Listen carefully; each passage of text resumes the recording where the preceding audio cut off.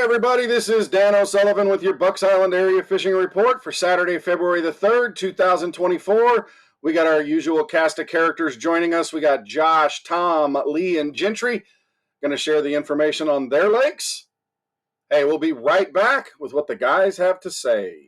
Good morning, everyone. This is Dan O'Sullivan with your Bucks Island Area Fishing Report for Saturday, February the 3rd, second month of the year. We're joined by Tom Mott, going to talk a little bit of Guntersville fishing. Tom, muddy water, sun's starting to show up a little bit. I know the fishing's got to be about ready to bust wide open. Is that true? Had we not had the mud, I think it would even be better than it is right now. But it's really coming on, and for the guys that really, that fish Guntersville, people that have never been here, people that are coming, you've always heard about the rattle trap, the red rattle trap, the blueback and the chrome, those kind of things. Well, those days are here, guys. So, it's time to get out there and start, hunking and winding these things. A vibrating jig's also catching a lot of fish. Most of the fish that we're seeing right now are still kind of just making that first transition move. So we're catching a lot of males right now that are probably in that 7 or 6 to 10 foot range. But those females are right there coming in behind them. So,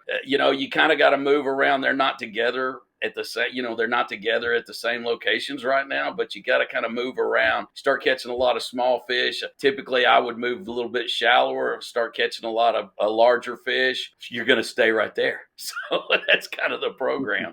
We get some clarity, of course the swim bait, the A-rig is really going to take off. I really think, this weekend, the best bet's going to be a rattle trap, even a 1 ounce or a 3/4 ounce rattle trap where you can get it down in those little bit, deeper areas. But we're fishing transition areas such as creek edges, points that are moving in, off the deep water into shallow spawning flats. All those areas are really producing right now. And I think Guntersville's really going to show out again this year, guys. We're seeing a lot of different grass moving in. We had a lot of eelgrass move out last year. More and more hydrilla coming in. So it's looking really, really stellar. This is also the time of the year with that dirty water where you might want to put a spinnerbait on with a kicker blade on it, right? That bright orange kicker blade on the front. Maybe throw a little bit of that bright orange in your skirts too, correct? Oh, absolutely. A bright orange vibrating jig, your rattle traps, your spinner baits, even just about anything. I'm more of a shad pattern guy, but when you get this muddy water, you really need something that's going to, pop a little bit. And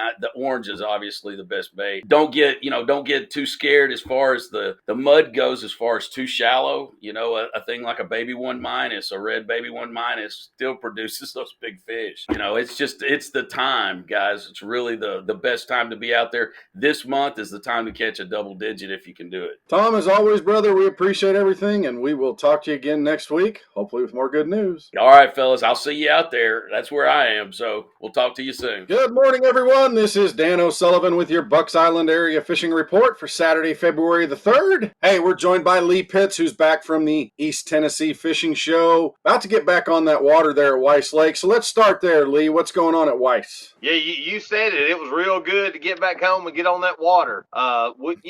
It's starting to clean up a little bit. That's a good thing too. Some of this stain is getting on out of here. Some of our bigger creeks are kind of cleaning up a little bit now, and the fish are really starting to relate to it. Fish that were out there on that river, I don't know if it's the current or what, it's moved them around a little bit. Some of these fish are trying to get back in these pockets and back in these the bigger bays right now, so that's a good thing. Sounds like it would be. Pick up some moving baits and get around some of that hard cover. Some of that dead grass might be good too. All right, the crappie bite at Weiss Lake, what's happening there? Pretty much the same thing on it. We're starting to, we've been having to just get out there and bump bottom for them, just a vertical drop it down. Some of these fish have moved also, and we're getting to where we can pull some. They're wanting to chase a little bit. You're starting to see some of these fish get in the mouths of the pockets, get in the mouths of the bays. So that tells me they're coming. Starting to see them bunch up a little bit. So, that's one of those things. Instead of sitting out there and just dropping them straight down, it's cleaning up enough that these fish are starting to kind of make a move, and they're probably still a couple of weeks behind, but they're coming. We're long lining. I've been using more of the Bobby Garland, the baby shads. That's one of my favorites this time of year. It's a tight little old wiggle, doesn't have a whole lot of thump to it, and that's what they want. That and a slab slayer right now. You can get out there and pull and catch some fish. All right, let's turn to Neely Henry. Tell me what's going on at Neely Henry right now. Neely's a little behind on getting some of this stain out of there. You know, a lot of ours is going down that way right now. The bass bite on Neely has really picked up since this sunshine's been out. I've talked to some guys that they're catching some fish shallow. Like you said earlier, that dead grass has been holding some fish midday. Let that sun get on it. Also, these harder bottoms. You know, these fish really, really relate to those hard bottoms this time of year. Got a little current going through it, flushing some bait through there, and they're starting to move a little bit. They're starting to get towards the mouth and getting ready to, pull up in some of these pockets. It always surprises me at Neely Henry when I'm on early in the year. I find schooling fish out there on some of those bars, and I've actually put really big bags together with bladed jigs and big lipless crankbaits. You see that kind of stuff out there? Yeah, like you said, that's something that is overlooked a lot of times because we're cold, up out of that water, they're used to it. They're ready to start doing their thing, and it's time to put that feed bag on. They're ready to chase, ready to get after it, and just like you said, you can put some big bags together right now, hitting them hard bottoms out there. Lee, as always, brother, we appreciate everything, and we will talk to you again. Don't forget to look up Lee Pitts at Lee Pitts Outdoors on Facebook. Book a trip; it'll be worth your time. All right, guys, talk to you next week. Everyone, this is Dan O'Sullivan with your Bucks Island Area Fishing Report for Saturday, February the 3rd. Hey, we got Josh Herron joining us. He's going to tell us why things are great down there at Logan Martin and Lay Lake, aren't they, Josh? Yeah, man, they're spectacular. You catch the fish right now. It seems like a lot of these fish have blown out of the river with the current. So there's massive walls of bait pushing back in some of these pockets. And so you still got some fish chasing on stuff like that. But Logan Martin in particular, it got a lot of color over the past 2 weeks. So it seems like these fish, traditionally, when it gets dirty, they'll run up on the bank. And there's still some fish on that walled out bait and stuff like that, but it's going to start pushing more towards like the flat-sided crankbait, shad wraps, chatterbaits, stuff like that, and targeting hard structure, kind of like the little 45 banks, rock, stuff like that. So it's that time of the year where you got these fish that are starting to push up on this hard structure, rocks, little 45 banks, gravel bars, stuff like that. They're hunting that residual heat and kind of that warm water. With the rain we got, Logan Martin went from 39 degrees to 54, 55 in a week. It's really pushing up quickly, and dirty water warms faster.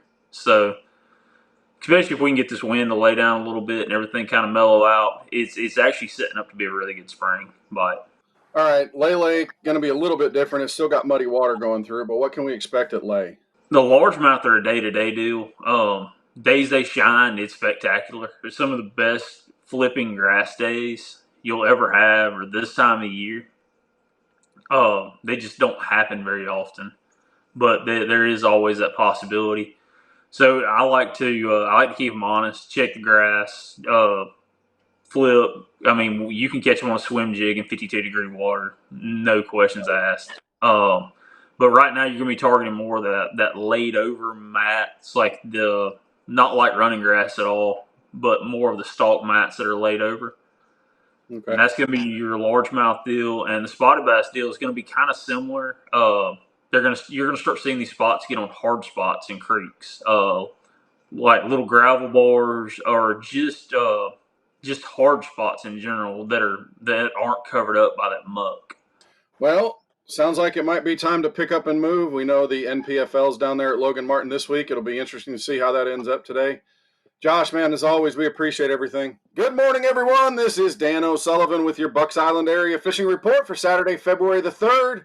Hey, we got Gentry Gordy going to talk a little bit of Lake Jordan and Lake Martin fishing. Let's start at Jordan going on over there. Gentry, what's happening? The water's moving, Dano. It's muddy. I mean, it is setting up to, it's perfect, really. With it warming up, we got a real warm rain. So, we talked about it last week when I was up there and it was 15 degrees. Them fish seemed like they were glued to the bottom. Yep. I'm still looking in that range, but, I expect them to be a lot more active, especially with as warm as the water's got. I'm going to keep the scattered grass that's on Jordan. I'll keep it honest with a swim jig. When you get to the mat, punch a big weight in it. But for me, I'm, and that's my largemouth deal. And that goes on. I mean, I even threw a swim jig up there when it was 38 degrees, just, you never know. But as far as the spotted bass go, you've always got the river deal. You got the mouths of the canals and places like that. But, I'm looking for the seawalls. Jordan's got a lot of rock up the river, but, down on the lake where all the houses are, I'm looking for the concrete seawalls. It's got 2 foot on it. First thing in the morning, those fish will pull right up on there, those big spotted bass, and even your largemouth. But, the moving baits are going to play a lot more. Even red this early is going to be key. Big spinnerbait, crankbait, chatterbait, and then, I'll slow down and fish a Texas rig when I get to a trash pile or a dock. All right, let's turn our attention to Lake Martin. I know you've been out there a little bit, brush piles, those kinds of things, but are you seeing some crappie fishermen starting to show up? Yes, absolutely. And a lot of those crappie guys wait for that water to clear up. It's not bad on the lake. It's got a green tint to it, but Martin has actually stained itself up with all the rain we've had. Took 19.5 pounds to win at Martin last weekend. So, oh, wow. And it was largemouth. So whenever Martin gets muddy or, stained, I'm not looking any less than 10. I mean, no deeper than 10 foot of water. Those fish are going to pull up. They're getting in them areas that they ain't been able to get because it's been so clear. So your floating docks that are still in the water, your small trash piles, even a limb sticking up, pull a square bill bite, pull a spinnerbait bite. Martin is on fire right now. Yeah, it's similar conditions to when Takahiro Omori won that Elite Series up there several years ago, and he went up the river and was fishing little shoals and things like that with water coming over him. Red crankbaits, square bills, lipless, that's what he was throwing. Absolutely. Your chartreuse and black, your red, your crawdad colors. Martin's on fire. Finally. Gentry, as always, brother, we appreciate everything, and we will talk to you again next week, brother. All right, guys. Appreciate it. Well, that'll wrap up our Bucks Island area fishing report for Saturday, February the 3rd. Hey, don't forget to come see us at the Bass University over there at Gadsden at the venue. It's coming up this weekend. We'll be looking forward to seeing everybody. Also, if you're looking for that boat, that parts to keep yours running, whether you need some help in the service department, we got the guys to help you down there. And then, of course, if you're looking for that tackle to help you put a few fish over the gunnel of your boat and in your live wells, come see us in the loft. Thanks for what you are, the best part of Bucks Island, and we will talk to you again next week.